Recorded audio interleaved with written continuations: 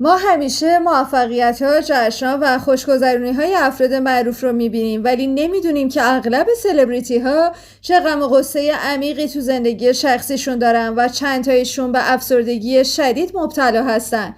خب امروز رو به این قضیه اختصاص میدیم. دختر و پسر سلام، به سلبریتی سفدا خوش اومدید. اگر اخبار ویژه سلبریتی‌های ترکیه رو میپسندین حتما کانال رو همراهی کنین. امروزه دیگه کمتر کسیه که ندونه مثل بقیه آدما ظاهر و باطن زندگی سلبریتی‌ها با هم دیگه فرق داره و اونا هم گرفتاری‌ها و مشکلات خاص خودشون رو دارن. اما دروغ چرا؟ بعضی از این سلبریتی‌ها انقدر همه چی تمومن و خوش و خرم به نظر میرسن که آدم باورش نمیشه اونا هم مشکلی داشته باشن. ولی با ویدیوی امروز میبینیم که اونا هم مثل بقیه آدما غم و غصه خودشون رو دارن. لیست عجیب و غریب امروز رو با شاهنقش سریال خرم سلطان شروع میکنیم. مریم یوزرلی که اصلیتی آلمانی داره و تو سال 2012 برای بازی در سریال حریم سلطان به ترکیه اومد. در طول فیلمبرداری با یه تاجر ترک به اسم جان آتش آشنا شد و اون رو به عنوان نامزدش معرفی کرد و قرار بود 2 عروسی تو ترکیه و آلمان برگزار بشه. اما یهویی خبری مثل بمب صدا کرد. اون خیانت جان آتش به مریم بود. این زوج به طور ناگهانی و در حالی که مریم باردار بود از همدیگه جدا شدن. مریم اسم دخترش رو لارا گذاشت. اون بعد از زایمان دچار افسردگی شد و برای مدت طولانی ترکیه رو ترک کرد تا حالش بهتر بشه. اوایل سال 2021 بود که دختر دوم مریم به اسم لیلا به دنیا اومد. جالب اینجاست که مریم یوزرلی حرفی از پدر دختر دومش هم نزده و به نظر میرسه با توجه به شهرتی که در ترکیه داره ترجیح میده روابطش پنهانی بمونه.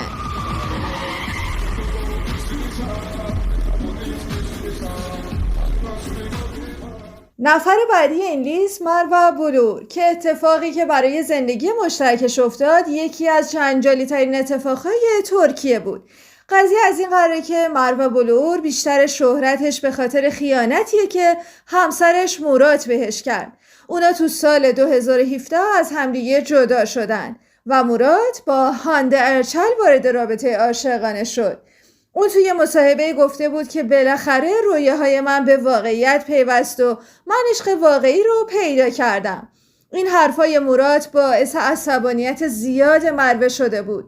مروه گفته بود که من فکر نمی کنم هیچ زنی بتونه مورات رو تحمل بکنه و در آینده نچندان دور نتیجه این عشق مشخص میشه. از قضا نتیجهش هم مشخص شد و هاندرچال مورات رو ترک کرد.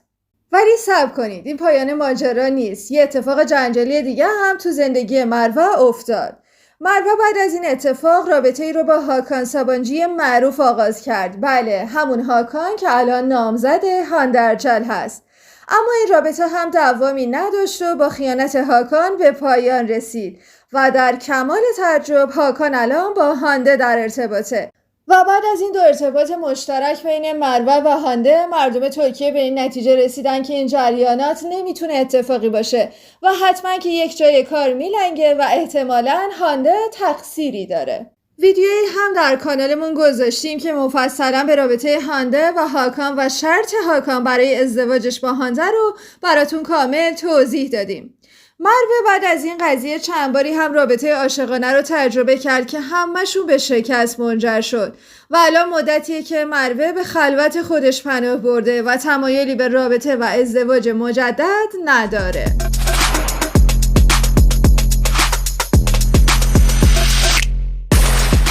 اسرا بیلگیش نفر بعدی این لیست هست. اسرا که با سریال سرزمین‌های بیقانون مشهور شد در سال 2014 وارد یک رابطه عاشقانه با بازیکن معروف تیم فوتبال بشیکتاش به اسم گوکان شد. 21 اکتبر 2017 این زوج با همدیگه ازدواج کردند و جالب اینجاست که تو مراسم ازدواج این زوج حتی رجب طیب اردوغان و همسرش هم حضور داشتن. اما مدتی بعد اسرا عکسایی از خیانت گوکان میبینه و تو سال 2019 از همدیگه جدا میشن. طبق نشریه اوندیو اسرا به شدت به گوکان علاقه داشته و جدایی از اون ضربه بسیار بدی بهش زده.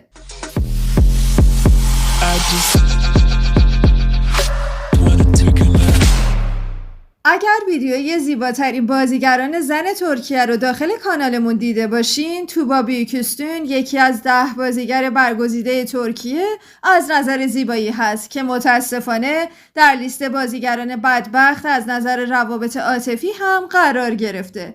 گویا زندگی عاطفی توبا به اندازه ظاهرش زیبا نبوده. توبا همیشه از تنهاییش در بچگی حرف میزنه. توبا میگه چون پدر و مادرم شاغل بودن، از مدرسه که به خونه برمیگشتم چندین ساعت تنها بودم و این تنهایی آزارم میداد. توبا بیوکوستون زیبا در زمان فیلمبرداری سریال آسی با همسرش اونو سایلاک آشنا شده و تو پاریس با همدیگه ازدواج کردن. تو سال 2012 هم صاحب دخترای دوقلو شدن و زندگیشون از هر لحاظ عالی به نظر می رسید. زنی زیبا و موفق با 2 دختر و همسرش داشتن یک زندگی بی‌نقص رو میگذروندن. اما یا تمام ماجرا این بود؟ متاسفانه توبا بیوکوستون و همسرش اونور سایلاک در سال 2017 از همدیگه جدا شدن. شایعاتی وجود داشت مبنی بر اینکه مهمترین دلیل این جدایی مخالفت همسر توبا با ادامه بازیگریش بوده.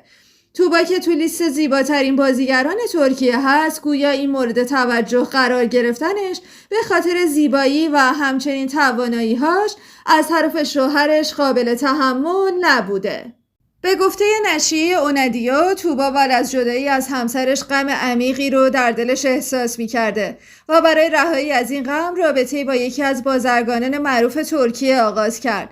اما خانواده این تاجر با ازدواجشون مخالفت کردن و این رابطه تموم شد.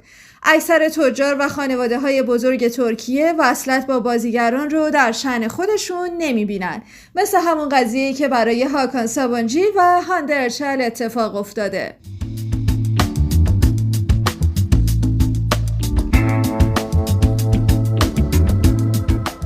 تو این لیست باز اسم یکی دیگه از ستاره‌های فصل دوم سریال حریم سلطان قرار داره، نورگül yeşilçay. نورگül تو سال 2004 با جم özar که یکی از شناخته شده ترین بازیگرای ترک بود ازدواج کرد. جم özar در حالی با نورگül yeşilçay ازدواج کرد که قبل از اون 3 ازدواج ناموفق دیگه داشته. جم و نورگül 17 سال فاصله سنی داشتن و یک فرزند پسر به دنیا آوردن و اسمش رو عثمان گذاشتن. اما انگاری قرار نبود این زندگی پایان خوشی داشته باشه. تو نشریات خبری درز کرده بود مبنی بر اینکه شوهر نورگül نمیخواسته که اون بازیگری رو ادامه بده و نسبت به کار نورگül حساسیت عجیبی داشته و حتی موفقیت‌های نورگül رو به طرز عجیبی انکار میکرده. متاسفانه این زوج تو سال 2012 از همدیگه جدا شدن.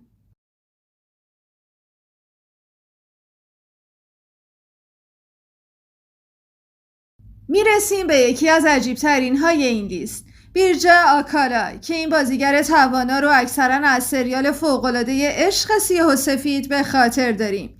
بیرجا که بازیگر باسوادی هم هست و جالبه که بدونید تو دانشگاه هنر تدریس میکرده و از طرفی دختر شایسته ترکیه بوده، با سریال شمیم عشق یا همون یرگök aşk معروف شد و اتفاقا تو همون سریال با همسرش موراد اونالمش آشنا شد. اون دوتا عاشق هم شدن و تو سال 2011 با همدیگه ازدواج کردن.